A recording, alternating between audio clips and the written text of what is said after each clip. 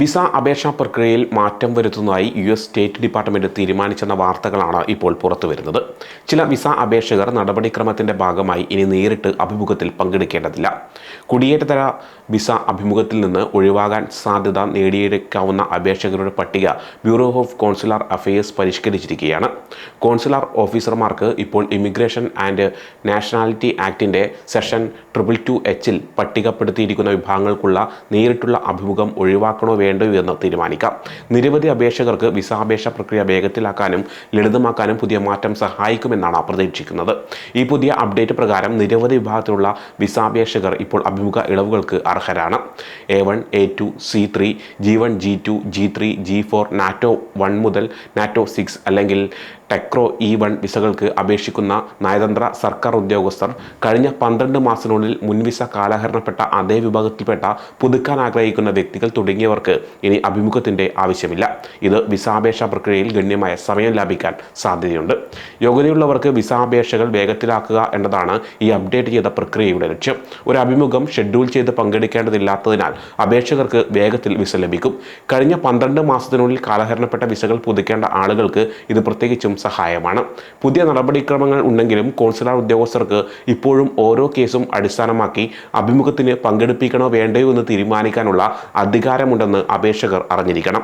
അപേക്ഷകർ അപേക്ഷിക്കുന്ന US എംബസിയുടെയോ കോൺസുലേറ്റിന്റെയോ പ്രത്യേക ആവശ്യകതകൾ പരിശോധിക്കേണ്ടത് പ്രധാനമാണ്. കാരണം സ്ഥലത്തെ ആശ്രയിച്ച് വ്യവസ്ഥകൾ വ്യത്യാസപ്പെടാം. ഫെബ്രുവരി 10 മുതൽ പ്രാബല്യത്തിൽ വന്ന പുതിയ നിയമങ്ങൾ പലരെയും പ്രതിസന്ധിയിലാക്കിയിട്ടുമുണ്ട്.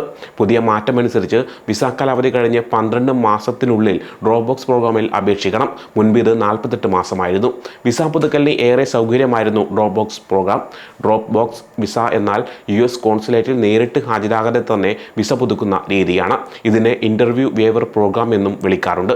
ഇതുവഴി നിർദ്ദിഷ്ട യോഗ്യതയുള്ളവർ വിസ പുതുക്കുന്നതിനുള്ള ആവശ്യ രേഖകളെല്ലാം എംബസികളിലെയോ കോൺസുലേറ്റുകളിലെയോ ഡ്രോപ്പ് ബോക്സുകളിൽ നിക്ഷേപിച്ചാൽ മതിയായിരുന്നു. F1 വിദ്യാർത്ഥി വിസയിൽ US-ലെത്തി H1B വിസയിലേക്ക് മാറ്റം ലഭിക്കുമ്പോഴും മറ്റും ഇത് ഏറെ ഉപകാരമായിരുന്നു. വിസ പുതുക്കുന്നവർക്ക് മുമ്പത്തെ അതേ കാറ്റഗറിയിൽ തന്നെ വിസ പുതുക്കാനും നിയന്ത്രണം ഏർപ്പെടുത്തിയിരുന്നു. ഇനിയിപ്പോൾ വിസ കാലാവധി തീർന്നവർക്ക് 12 മാസത്തിനുള്ളിൽ അതേ തരത്തിലുള്ള വിസ പുതുക്കാൻ മാത്രമേ ഡ്രോപ്പ് ബോക്സ് സംവിധാനം ഉപയോഗിക്കാനാകൂ. ഇത് കാരണം പലരുടെയും അപ്പോയിൻമെന്റുകൾ റദ്ദാക്കപ്പെടും. Drop box പ്രയോജനപ്പെടുത്തിയിരുന്ന H1B, L1, O1 വിസക്കാർക്ക് പുതിയ നിബന്ധന ബുദ്ധിമുട്ടുണ്ടാക്കും. അതേസമയം US നാടുകടത്തിയ ഇന്ത്യക്കാരുൾപ്പെടെയുള്ള 300 പേരെ പനാമയിലെ ഒരു ഹോട്ടലിൽ തടഞ്ഞു വെച്ചിരിക്കുകയാണെന്ന റിപ്പോർട്ടും പുറത്തു വരുന്നുണ്ട്. ഹോട്ടലിൽ നിന്ന് സഹായം അഭ്യർത്ഥിച്ച് ഇവർ യാചിക്കുന്ന ദൃശ്യങ്ങൾ പുറത്തു വന്നിട്ടുണ്ട്. തടഞ്ഞു വെച്ചിരിക്കുന്ന കുടിയേറ്റക്കാരിൽ 40% പേരും സ്വമേധയാ സ്വന്തം രാജ്യത്തേക്ക് മടങ്ങാൻ തയ്യാറല്ലാത്തവരാണെന്നാണ് അധികൃതർ വ്യക്തമാക്കുന്നത്. കുടിയേറ്റക്കാരിൽ ഭൂരിഭാഗവും 10 ഏഷ്യൻ രാജ്യങ്ങളിൽ നിന്നുള്ളവരാണ്. Iran, India, Nepal, Sri Lanka, Pakistan, Afghanistan, China തുടങ്ങിയ രാജ്യങ്ങളിൽ നിന്നുള്ളവരാണ് കുടിയേറിയവരിൽ ഭൂരിഭാഗവും. ഇവയിൽ ചില രാജ്യങ്ങളിൽ കുടിയേറ്റക്കാരെ നേരിട്ട് നാടുകടത്താൻ US-ന് ബുദ്ധിമുട്ടുണ്ട്.